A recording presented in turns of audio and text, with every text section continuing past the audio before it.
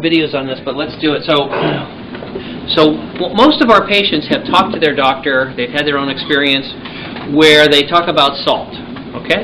And they've been told no salt. Stay away from salt. Salt is in there. There's actually a tax law in New York where they want to tax food based on the salt content. We agree salt is bad for all patients, including myself, except MGB patients. Okay? So everybody else in the world, all of the other patients, including myself, the nurses who take care of you, your friends and family, we are eating too much salt. And we have an extremely powerful system for controlling salt and water in our bodies. And heavy people, that system is out of whack. They are inappropriately keeping extra salt and water in the body of a heavy person because of the hormonal abnormalities.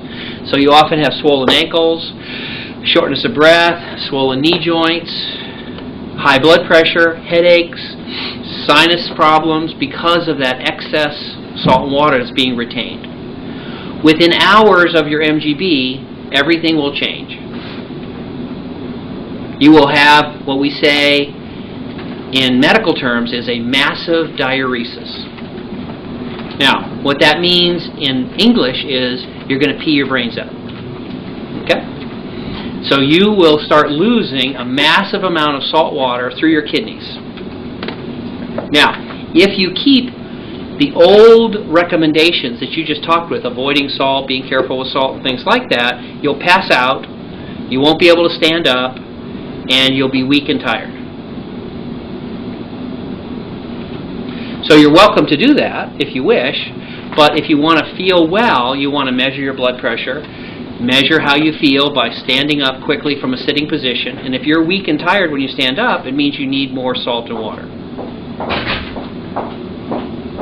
Can I share my experience with that? Yeah. It was very interesting. Before the surgery, I was just borderline, and they just started me on blood pressure medicine, but I was like, sometimes worst case scenario like 168 over 98. And after the surgery, also my triglycerides were 458. And I had the chronic gout, and there's research where that was tied to heart disease. So I was not in good shape. And after the surgery, a year afterwards, I went into my primary care physician, and I had blood work like a marathon runner. And that was without a lot of exercise. And my sodium levels were all within the normal range. I got most of my sodium through my diet. Only once did I ever have the experience that you talked about. You really stressed, salt, salt, salt, salt, salt, think about it. Well, I started getting dizzy when I would stand up. And I forgot. And my wife said, maybe you need salt. And I said, yeah, I think you're right. And I went home and I just took plain table salt and ate it. And it went away. And I've never had it since, but I eat a fair amount of salt in my diet now. Right.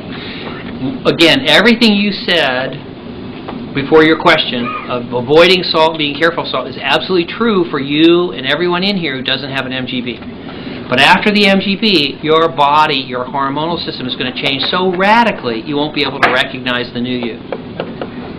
And you can test it if you want. I'm just worried about so much salt. I understand your worry. I understand your worry, and it's 100% correct if you don't have an MGB. Once you have an MGB, add salt to everything you eat. Okay, so essentially what you're saying is like immediately after the surgery I can stop taking my blood pressure medicine? What we're going to do, and we did this with our other patients, we want you to get a wrist blood pressure cuff that you can buy at the grocery store.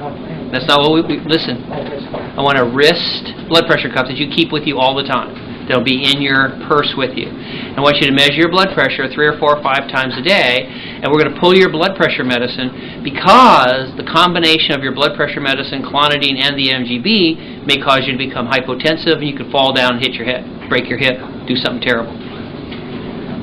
And then every day we'll talk about your blood pressure, but we hope and pray and expect that we're going to cure your high blood pressure.